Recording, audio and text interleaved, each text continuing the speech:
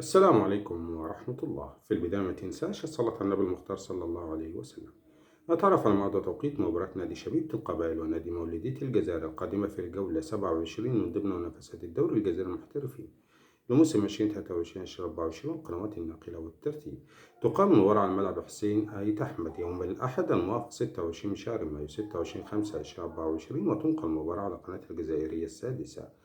ويدخل نادي شبيبة القبائل المباراة وهو يحتل المركز السابع في الترتيب برصيد 36 نقطة من 26 مباراة، بينما يأتي مولودية الجزائر في الصدارة برصيد 60 نقطة من 26 مباراة.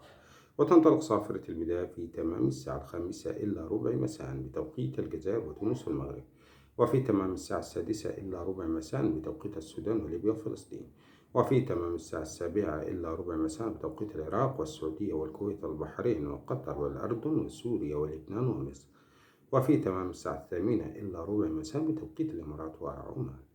وتنسى تشارك في التعليقات عن توقعاتك لنتيجة مباراة شبيبة القبائل ومولودية الجزائر.